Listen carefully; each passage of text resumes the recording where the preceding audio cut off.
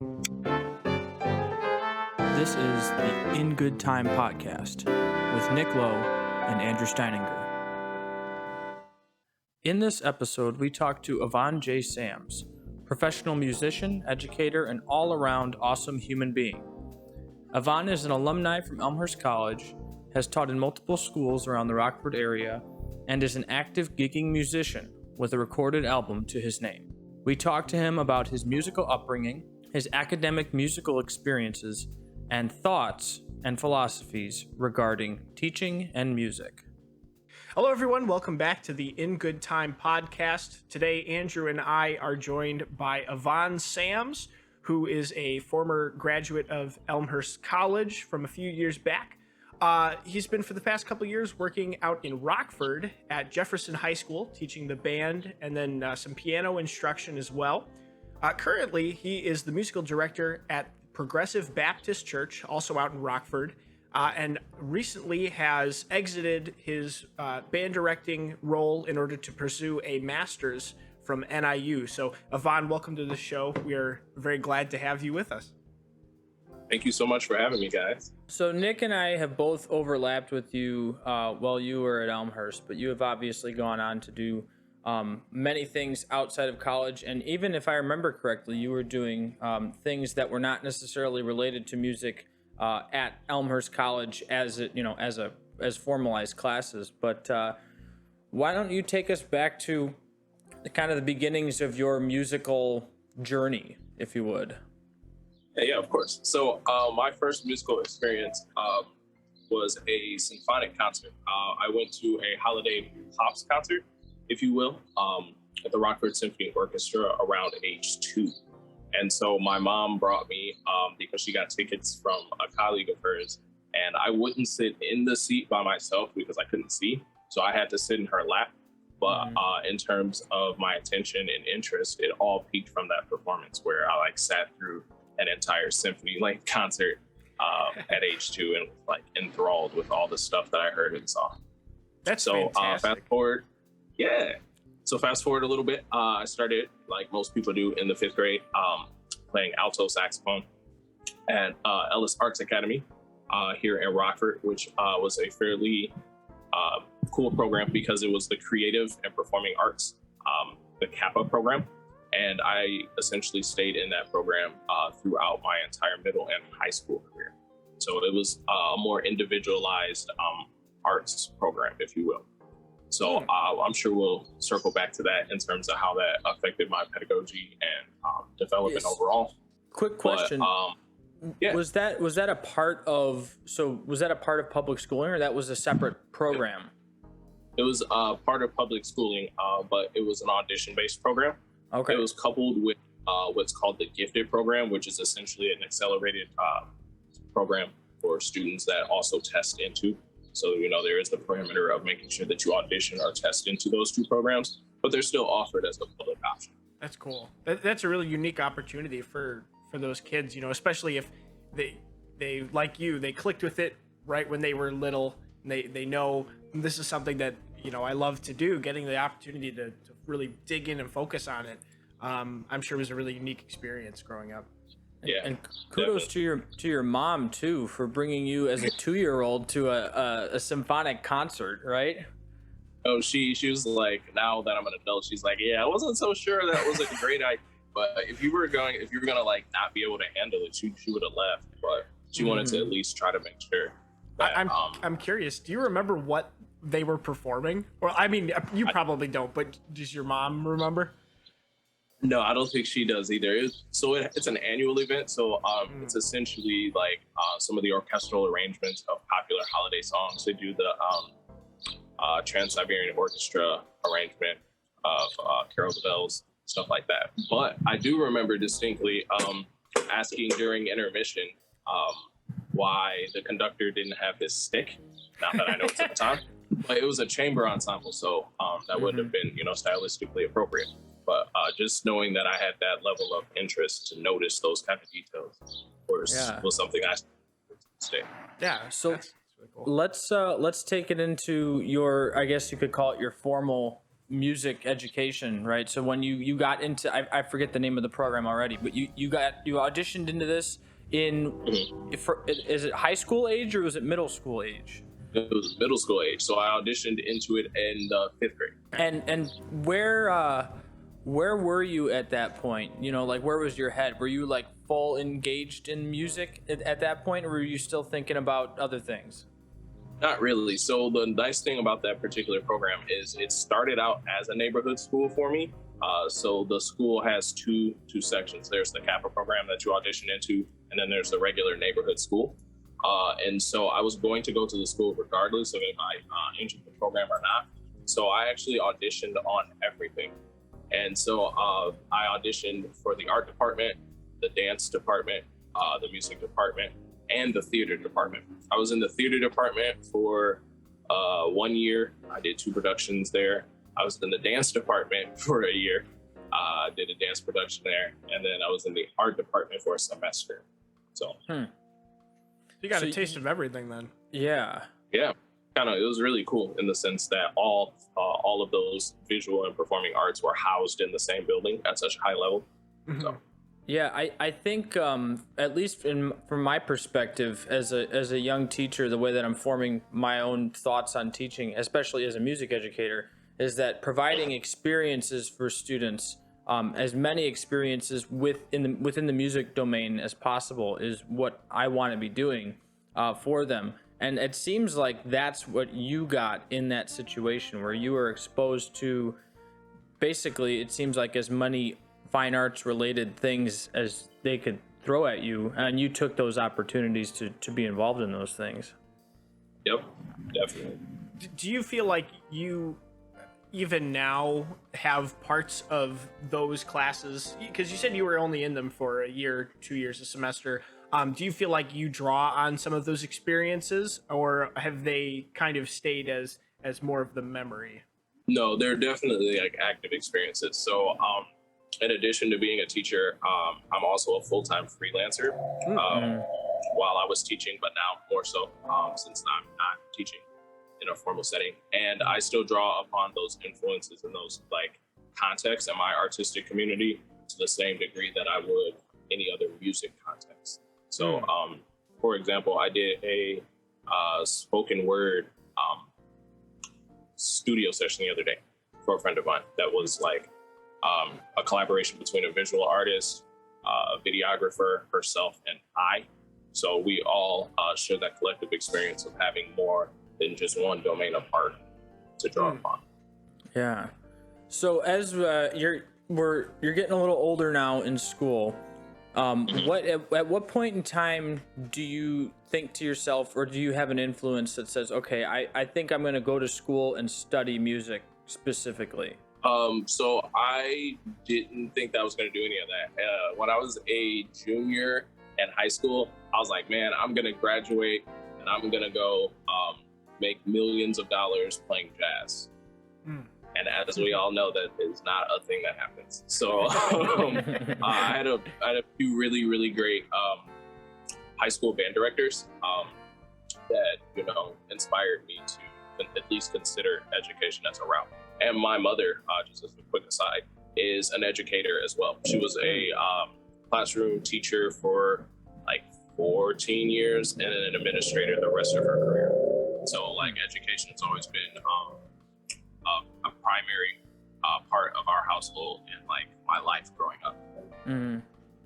So instead of maybe just a specific moment, it was kind of the collective experience of the teachers that were in your life that drew you toward the field and expressing it. Yeah, it was definitely a collection of those experiences. It wasn't a particular moment where I was like, oh man, music ed.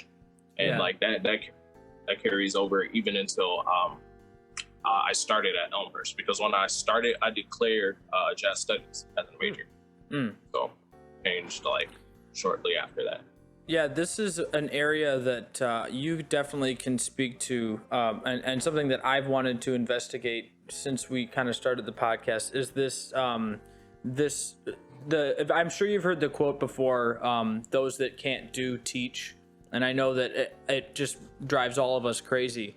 But you being someone who originally wanted to be a performer even before you considered being an educator, and who is actively a successful freelancer, can you talk us through just a little bit what that was, getting kind of those two things going at the same time, or what your background was with freelance even before you went to college to study music? Yeah, so a deep philosophical belief that I hold is that you cannot effectively teach without being able to do. So, and when I say do, I mean to the highest level, because you can't effectively lead something that you've never done. That just kind of makes logical sense to me. So I consider myself to be in this duality between freelancing or performing and teaching. So one doesn't exist without the other. And so things that I do in my freelancing / performance career completely affect my teaching, as well as things I do in my teaching career that affect the way I perform and interact with different people. So for me, they can't exist separately, and they have to exist at the same level in terms of engagement. So like I can't play 7 nights out of the week and teach like twice, you know what I mean? But by that same token, I can't teach, for an entire year and not play any. Yeah, and I'm assuming that you mean not just as a teacher playing as in just personal practicing. I assume for you, playing means you're going out and you're gigging and you're having those experiences then. Yeah. So I consider practice to be a completely separate thing. So yeah, all of the playing that I really do, or things I consider as part of my playing career, take the form of arrangements, compositions, performances, studio sessions, things that are actively involving other people. Yeah, so you hold yourself to a really high level then on both, it sounds like, which is really cool. Yeah. I suppose I do want to get what your perspective was like while you were a student on both of those things, but I guess just to start with that, what advice might you give to someone who's currently in college and is like having to do that balance between, okay, I'm coursework studying for music ed, but I might have this gig on the weekend, or I'm still trying to work out how to get gigs. What would you say to that person? So it's kind of interesting because I consider myself to be still fairly young. But the advice that I give is similar to the advice that I got and used to be like, man, that's not true. But I think the first thing that you really have to do is look inwardly and decide, do you really want this? And like have the conviction to be like, yes, I really want this. Like I would go play this gig. I would go play this session for free. That's how bad I want this. Or like I would go teach these kids that live an hour and 30 minutes away. That's how bad I want this. And so once you have that kind of conviction, the rest of it is, essentially just staying true to that calling and that conviction and putting in the work. Because whether it's music ed, whether it's session stuff, whether it's gigging, no matter what you decide to do in the field or in your life at all, you're gonna have to give 110% every single day, even when you don't feel like it. So just knowing that going in, I think is a wonderful asset that you will see over time. The other thing that I like about music in particular, especially teaching it to children in our current technologically driven society, is that it is not an instant satisfaction.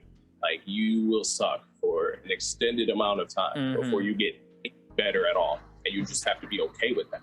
Because there are multiple things in life that you're going to have to play the long game, whether it's a relationship, whether it's a career. And I think music is a really great way to teach kids that, not everything can happen right now.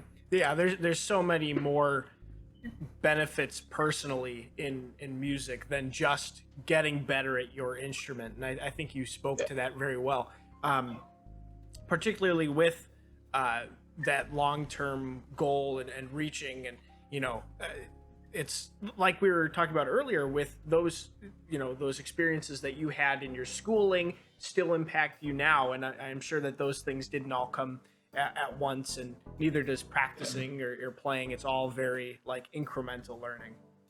The one of my favorite things that I like to explain to young, but particularly beginning band students, is actually just that they're not going to be, and it's really funny. I don't know if you two have come across this, but the beginning band students think that you are the best like player of any instrument that you play for them.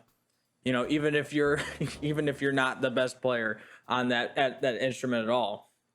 But it's fun to try to get them to understand that all of the knowledge that they get in beginning band and forward is something that they're building upon. That even if they don't know something today, that they can use something that they learned to understand something in the future. And it's especially true in music, because what we do in music is basically just patterns, right? We make patterns and we recognize patterns. So if we're doing our job right, we're training those students to basically learn a new language, kind of the way that you would learn a language, recognizing things that you've heard before, trying to say or play those things, and so on and so forth. Yeah, definitely. Beginning band students are really interesting in that way that they don't completely understand conceptually like what's going on, but like when and I always have my kids do a reflective thing at the end, so I always record their first like couple days in the class and then like show them their final concert, and just letting them see that amount of growth, even though they didn't see it in time. The incremental amount of growth shows up like at the end, and now all of a sudden you went from being a kid who couldn't buzz a mouthpiece to being able to play like a C major scale and a handful of songs.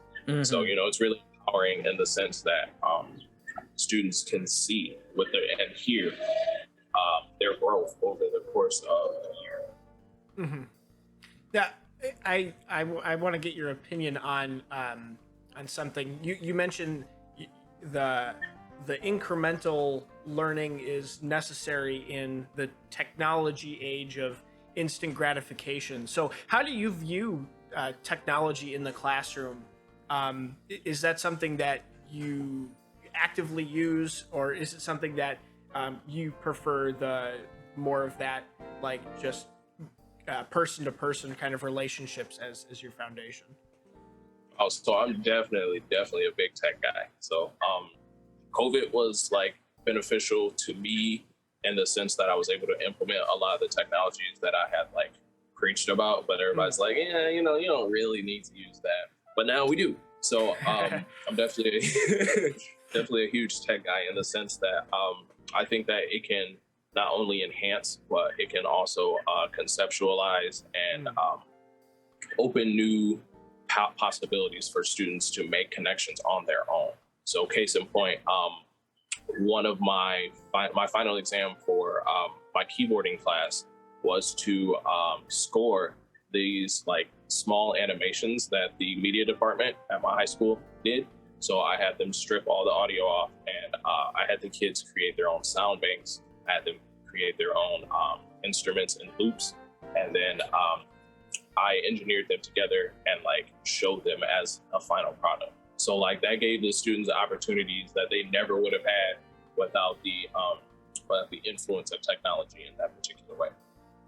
Oh yeah, and what a great way to combine different aspects of schooling. I'm sure they had some of their friends working on the animations, and then they get to do the thing. So I'm sure that was a really cool opportunity for them. Yeah, and just to speak to that influence earlier, that's kind of how it was when I was at Ellis Arts Academy. Is that we all of the arts worked collectively. There was a giant art showcase that the art students built the backgrounds and the backdrops in the theater for the dance. And then there were skits, and then the music was played. So like it was really an artistic community, which I think is a great like precursor / blueprint for how we should approach teaching students art and just social interactions. Yeah, I couldn't agree with that more, because why would we silo those things when they're realistically integrated once you leave the academic setting, right? But to speak to the technology thing one more time, I think the biggest impact that I've seen technology have or the biggest takeaway, is that technology, we always talk about giving students access to things, right? And technology, probably more so than any other asset in the classroom, allows students direct access to things, like you said, that they would never probably have access to, or require skills that take a long time to develop to have access to experiences that you can get with technology pretty quickly. Yeah, that actually brings up this really good point that I especially want to stress to those young teachers is it's your first, couple years in the profession, but keep your eyes and ears open to the things that are happening, because another blessing, if you will, from COVID was that it exposed a lot of the inequalities that were not necessarily so obvious before. So students with computer access, like I had, because I'm a big data person as well. So I polled my students and found out statistical data about them, and 38% of my kids didn't have internet access for like the majority of the COVID year of 2020 and 2021. I had kids turning in papers on their phones, kids not being able to join meetings because they don't have any internet. And, so as a teacher, it is your responsibility, once again, going back to that conviction, to make sure that every child that is in your room has the best opportunity to be successful. And sometimes that requires you to have uncomfortable conversations with your colleagues, with your principal, with the community at large. But you are definitely responsible for being an advocate for those children. Mm-hmm. Yeah, to speak to that responsibility part, and specifically the uncomfortable conversations, nobody really wants to be uncomfortable, and I think that's just a human thing, right? But when you're able to contextualize what could the feeling of being uncomfortable contextualized with the alternative where your student is like not receiving the education that they could, I think the choice becomes really clear. What should happen there? Is it about me not feeling good, or is it about making sure that that student has what they need to be successful? And if you're thinking about it like that, there's no question that you can handle a little bit of social anxiety or a little bit of extra stress, just to make sure that you've got that going for your students. And like it, even a step further, it's kind of like a perceived uncomfortability because you don't actually know the results. Like you could go to your principal, like, hey, I noticed that Philip doesn't have X, Y, and Z.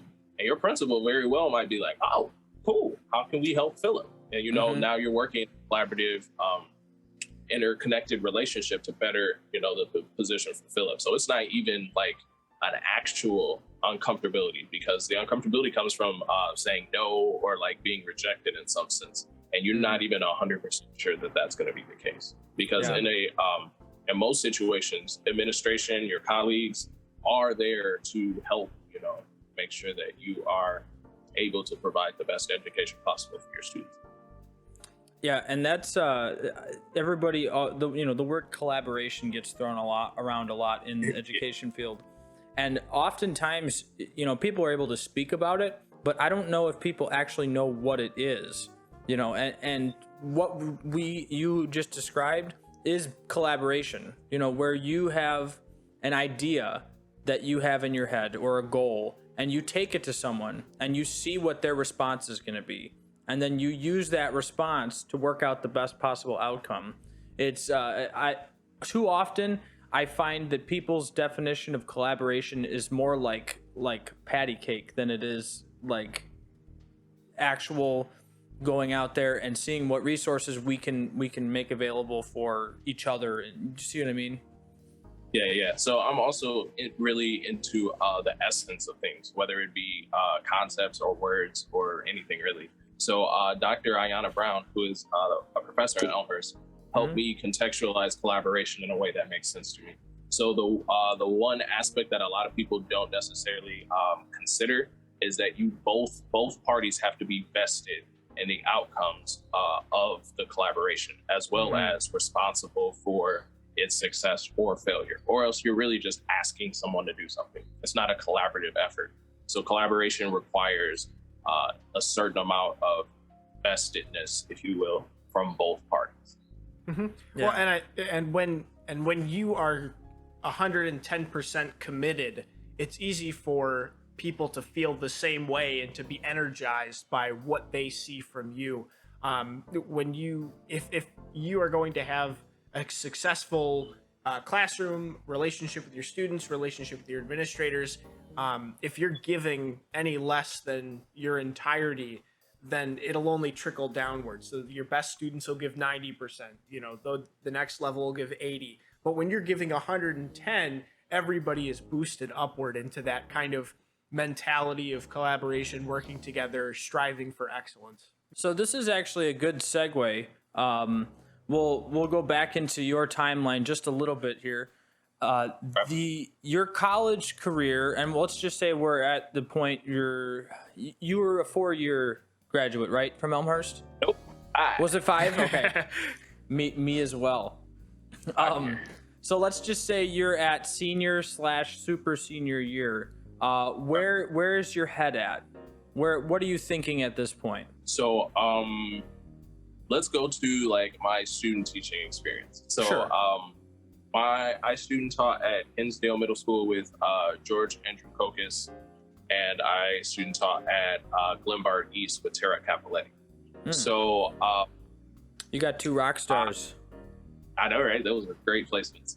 So I started at Hinsdale, and when I walked in, Terry Melbourne was also there too. That's important. When I walked into the door, he's like, "Hey, I'm Terry." It's like, "Hi, I'm Evon." He walked me down to the classroom, and then he told the band who I was and that I would be conducting these 3 pieces at Disney in 2 weeks. Yeah. Like my first 2 weeks of student teaching were, he just threw me in there. And that was like the most valuable experience I could have ever had. Because the first year of teaching, like you're not going to really know what to do. So the best thing that your student teaching placement/cooperating teacher could do for you is to give you an accurate depiction of what is involved. So you need to show up, you need to have these scores ready, you need to know the kids' names, things that you don't necessarily think about in theory, and mostly in the theory of teaching that we spend most of our academic career in undergrad looking at.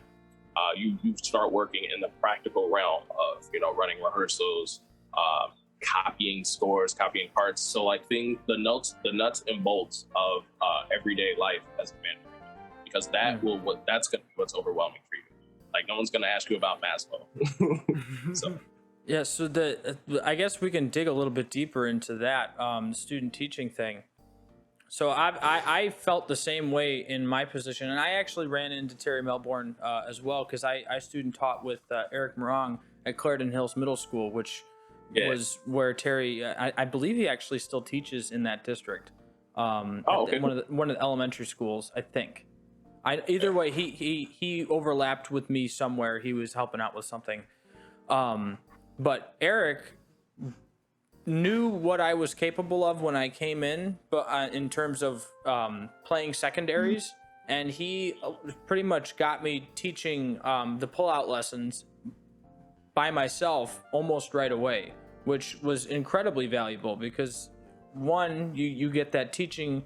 I don't know if both of you felt like this, but I always wanted to kind of be on my own. I didn't necessarily want my co-op always looking over my shoulder, because I wanted to just kind of spread my wings just a little bit. But having those pull-out lessons by myself gave me that opportunity to do that. But even further than that, it also showed me what I needed to work on. What instruments I was like, okay, I'm about to tell them something that I don't necessarily quite know if it's the right thing. And that's like, that's a real wake-up call. It's like, you got to know what you're doing. So how do you, Evon, with your performance side of things, is it saxophone that you pursue, or do you kind of have your array of instruments, and then how do you bring that into the classroom with maybe one of your instruments you're not as familiar with? Like, how do you draw that that relationship? Oh man, I love this question because like, so I'm a fairly, accomplished saxophone player. I can play well within the instruments across the board, alto through baritone. But when I play the trumpet, it is the saddest thing that human beings have. And so I use that to my advantage in the classroom because like the kids they'll see me perform at such a high level on saxophone, flute, clarinet, whatever, woodwind instrument. But when I start playing brass instruments, all of a sudden they're better than me at the high school level. So I use that to help conceptualize things. So for example, I had a student this past school year that just had some like error issues. So I'm like, this kid's playing the right notes, but I can't hear them because you're not playing them loud enough. So I was like, cool, well, if I can sit next to you and play this trumpet part really, really bad and really, really loud, then the least you can do is play louder than me with some more of the right notes because I know that 85% of these notes are wrong. So, just allowing the kids to see that, you're not perfect. Like, no matter how long you've been in the profession or how well you think you are at your secondary instruments, you can always frack a note. You can always make a fingering mistake. Like, you will make a mistake, and allowing yourself to be okay with that and to be transparent with the kids and be like, this was my fault. Let's try this again. It just opens up so much more, a more authentic relationship between teacher and student because it's the students realize that you're not the ultimate, perfect being. Yeah. Well, and especially at the high school level, you can use that as different leadership opportunities too. You said the trumpet is weaker for you, so I'm sure that having a really strong trumpet player kind of provide an example and giving them that opportunity to share the instrument that they are good on not only lets them be able to do that, but then their peers see that the person's working harder, and then it kind of it makes it more of a collaborative experience instead of just a one-sided teacher and student. Exactly. So the element of collaboration also comes in there too, right? When we talk about what you just said, Evon, with kind of breaking down that pedestalization of the educator in the classroom, right? When you get rid of that idol appearance, that Superman appearance, right? That the band director can do everything and be everything. Obviously you do want to be able to demonstrate that you are proficient and an expert in certain areas because that speaks to your credibility. But at the same time, that can limit your students' willingness to engage with you in a collaborative way. And what you just described seems like more of a collaborative situation where the student is looking to learn something from you, but you're also showing them that the learning process is full of things that you don't know. Yeah. So I would say that I spend maybe 45-ish% of the time on the podium. Other than that, I am not on the podium. I think that speaks to the pedalization that you were talking about. Because if you're standing in front of all the kids, and I'm a fairly tall guy, I'm 6 feet tall, on a podium, and I'm fair towering over my flutes and clarinets, it does give that extreme that barrier between student and teacher. But if I come out, which I do most of the time, and I play parts next to kids to not only to model but to demonstrate the fact that I'm in here with you and we're learning together, I think speaks to the fact that music education, at least now, should look more like that. It's not necessarily about showing up to rehearsal, making sure that you're nailing these notes and rhythms. It's what conceptually do you understand from this class that you can use in your life? So the great Ross Kellen, the late Ross Kellen, used to tell me that all the time. He's because he was my advisor when I was student teaching. He's I don't teach, music. I teach people. And so when you really think about teaching people through music, then it would be really unnatural to just stand up there and, tell kids information from there without being in, the sections with them to see what's really going on. Mm-hmm. It's very easy for us as educators, particularly in the music field, and Nick and I just did a podcast about this, about the artist versus the professional. It's very easy for us to become one-sided on either side of that, and being one-sided in any way, really, as an educator, actually hurts your students. So when, especially as people who love to perform, as I think all of us do, and had many great experiences in college playing in ensembles where there were people there that wanted to be there for the most part. Sometimes it's hard to avoid chasing that feeling in your classroom with your students, when in reality you should be thinking about what the student experiences on a daily basis and elevating that, as opposed to you chasing that one performance you had in college, or that getting the top rated state group, or whatever image you've got for the musical artistry.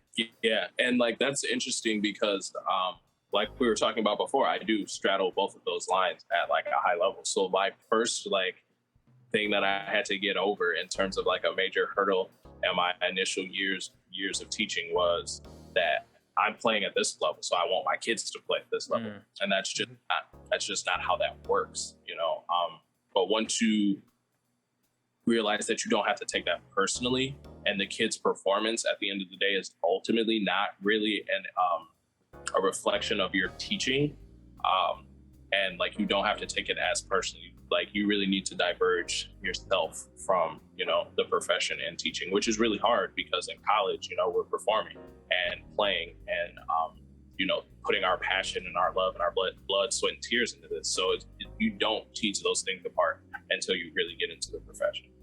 Mm-hmm. Have you seen any of your own students start to develop the kind of attitude you have of the important relationship between what they're doing on their instrument and what the ensemble's doing, and kind of those different concepts? No, but I do practice this thing where I try to be as specific as possible, and use my words extremely carefully to help students come to that realization. So for example, if I'll tell my kids that was bad, or like that was not happening, not you are not happening, or like you so I'm trying to get them to understand that their self-worth is completely different from the work that they produce. And so I'll take some time in rehearsal to be like, did I say that you were bad? And they're like, well, no, you didn't say we were bad. You said that was bad. And so we talk about what the between you being bad are and what that being bad is. Right. So and that definitely speaks to that incremental thing we were talking about, right? Where you can assess your performance of something at any given time on any given day, and hopefully be able to separate that from your self-worth, but also make that a process of learning. Okay, I produced a product in that moment, and that moment that was not my best product, but what can I learn from that to go forward and make more progress? Exactly. That's another life skill that makes music another invaluable asset to a student's academic career. I was going to ask, so as you are sitting in with the students and you are working with them mostly off the podium, do you have them or do you give the same type of community feeling for literature selection, or what does that look like with student involvement? I do. So my former position had some really, really weird instrumentation. So I actually wrote 85% of the music for that class. And so during marching season, I let the kids choose. I was like, well, what's a song that you like? And I'll arrange it for, the band. We got the Super Mario theme, which was deceptively hard for them. We got No Problems by Chance. So the ability to choose music and literature that speaks to you is important. And I'll also contextualize that with another inequality, if you will, that we see a lot of times in music. So I am an African American, and I represent 2% of the teaching population. And so when my kids that are predominantly African American and Hispanic see me, it's a little different than seeing some of my other colleagues and the kind of things that I can relate to them, especially on a musical level, because I listen to the same stuff that they listen to. Actually, random aside story, taught a kid how to understand Lydian, like the concept of Lydian, the sharp chord, through a Drake song. So like we sat down and we transcribed it, and I asked him, is this note in this key? He's like, no. That's like, which one is it? And then so like just using different things that are important to students is invaluable. So even if you don't identify with the culture of the students that you are teaching, it's your responsibility once again to learning and to dive in. So I taught at Jefferson was predominantly Hispanic and Spanish speaking. So I took like some extra classes on conversational Spanish, because that makes sense to the culture of the students that I'm like working with.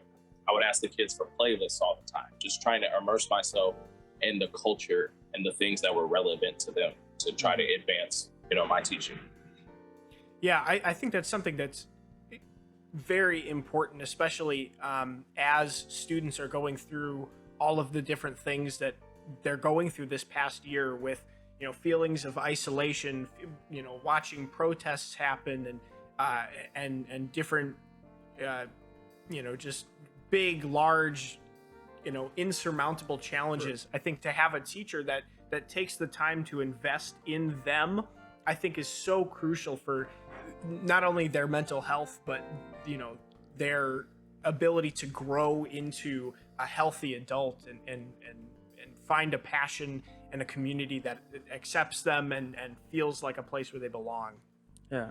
And further from that, I think when we talk about recognizing cultural things in the classroom, whether it's you recognizing a similar culture from you to your students or recognizing different cultures that are appearing in your classroom, it really kind of comes down to me from what we all know as what represents good teaching is just building those relationships with students, making sure that you're taking that time to recognize what is actually happening and not superimposing what you think should be happening or what you thought was happening, making that a really honest endeavor to actually get to know the students and understand who you're teaching, why you're teaching them, and a really good way of doing it is actually starting with what can your students teach you before you even go and attempt to teach them anything. So, Evon, this whole conversation, I've been incredibly, struck by whenever everything you've taught or talked about. It seems to me like there are two ways to teach. There's the easy way of going and doing it, and then there's the way that you've kind of talked about, which is getting so actively and involved, and it's not easy. It sounds like it takes you a long amount of time. You said that you took a couple days in order to, connect over the different music and playlist. You're making arrangements based on the music that they like. It's putting so much into it that it really, it's difficult, but it's worth it for both the students, but I'm sure it's also rewarding for you on a personal level to be able to say that you've done all this and learned all of these new things. Yeah, it is. It's definitely it's time consuming and it's difficult. Speaking back to that conviction, like I feel convicted on such a deep level that I feel like if I did anything less than that I would be doing myself and more importantly the kids a disservice. And so when you really come to that realization, that's what makes it all worth it. Because I see this segueing into a burnout question, which is an extreme hot area in the profession, especially after COVID. And to be completely honest, I did get burned out during this past year because at the level in which, I engage with the content and with the students. But I will say that in terms of burnout, if you understand if you understand the symptoms before they get too severe, then you can take steps to, mitigate any long-term, stress. So for example, like my last couple weeks of school, like I ate maybe twice a day. Maybe sometimes I would forget. So obviously that's a red flag that things are not going so well. And if you're able to manage them in a healthy way, like, eating, then the long-term things won't be as severe. So for example, like I am stepping away from formalized education for the immediate future to pursue my master's, but I do foresee coming back to it. But had I not taken the time now to be like, maybe I need to slow down, maybe I need to reevaluate a couple things and be reflective and see what I can do better to prevent this from happening at a larger scale, I probably wouldn't have these feelings. Yeah, I think this is a good opportunity, especially because these podcasts are going to be seen not just by our music education students at Elmhurst, but others. Can you speak to that decision just a little bit and what you're looking forward to in studying? I'm assuming it's a performance-related master's? Yeah. Okay. So it all stems back to that balance that I was talking about earlier. So of no fault of anyone, really, COVID just put things completely out of balance in everyone's lives. Or whether it was like, seeing other human beings or like not eating all the food in your refrigerator. So just understanding that things are out of balance and finding a way to rebalance them. So for example, in an effort to rebalance, I freelance 100% from now potentially through the end of my master's. So I don't necessarily have to teach in a formalized position again until after my master's, should that be what I decide to do. And that's just a restorative effort to, get back to playing my instrument, get back to doing some of the things that I love on the other side of what makes me an artist, teacher. Yeah. So what would be your advice then for anyone who is either about to finish their undergrad and is thinking timeline for masters, or maybe they're a year or two into teaching and have a master's kind of projected out in front of them?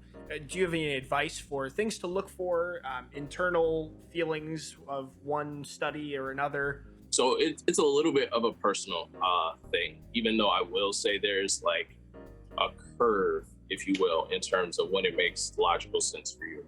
So thinking from purely a logistical standpoint, most people go back to get their master's in order to receive some kind of pay increase. So depending on what your debt ratio is when you leave school and what your first job ratio is, kind of sets that curve. So I'll say for my position, my debt ratio curve / what I was making would have made sense for me to start my master's somewhere around age 26.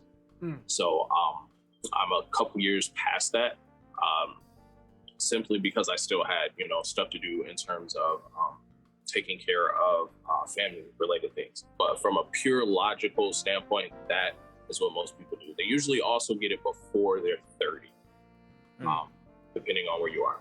So if you are considering, if you're in that, age bracket or considering getting a master's, once again, logistically, you should probably just look at your salary schedule and see what that would be, and see if that is important enough to you to consider doing that at this point in your career. Let's see, in terms of feelings about it, I think that when you get to the point where you've had a few years under your belt and you feel like you could go into a school year and know like 75% of what's going to happen, what music would be, how to teach it, X, Y, Z, that is also an appropriate time for you to enhance that knowledge, whether it be going back and working on your master's. So looking at new theories, looking at new best practices, working on those secondary instruments. It's kind of like a supercharged PD experience, if you will. So once you feel that you have a good handle on the basics, then it seems like a development to the appropriate time to go back. Yeah, I'd never thought about it like that. But I love that interpretation of it. I think it's easy to look at a master's degree and kind of think, how will this, specifically benefit me in terms of X, Y, and Z? But looking at it as a long-term, okay, I'm doing this not to just get a higher salary or because I specifically want to learn how to conduct better, but I want to be able to go into this with an understanding that I will still be able to teach my students this year effectively, but also I'm looking ahead at the next 20 years and I want to be able to enhance myself in what I'm doing. I like that outlook on it. So I know you've got some lessons, speaking of being someone who's active in the profession, coming up pretty soon. So we'll wrap things up. Evon, would you mind just giving, if you've got one or two pieces of advice for some of our music ed friends and music students in college right now? Either something it could be at any grade level, or maybe the people that are about to graduate, just a little bit of your 2 cents for them. Yeah, so definitely, do some soul searching, because even though the profession is difficult at times, it is rewarding. So, all the theory and all the crying that you may have potentially done will all pay dividends when that one kid tells you, you were the reason I came to school, or you were the reason that I want to do X, Y, and Z with my life. Like, there's no better feeling than that in any field, in any profession. So understand that is coming. It might not seem like it. And there are going to be some kids that don't tell you that at all. And it's still, an effect that you've had on their life. So definitely stay the course, put up the good fight, and just make sure that you are making the best possible learning environment for all of your students. I can't stress that. That's important, especially in our current political and social climate. Mm-hmm. Is there a place, if people want to see more of you or contact you, that we can send them to? Yeah. So there is a contact me section of my website at Evon J Sams Music, EVON J SAMS music.com. You can also follow me on all the socials at Evon J Sams, including TikTok. That one's pretty fun. Whoa, he's hip and also happening. Oh, yeah. Well, thank you so much, Evon, for coming on the show and taking time to talk and share your story and your passions and whatnot. I'm sure that our listeners have learned something. I know I certainly have. So thanks once again. And for all of you who are listening, I hope you have a wonderful rest of your day. Thanks for having me, guys. Have a good one.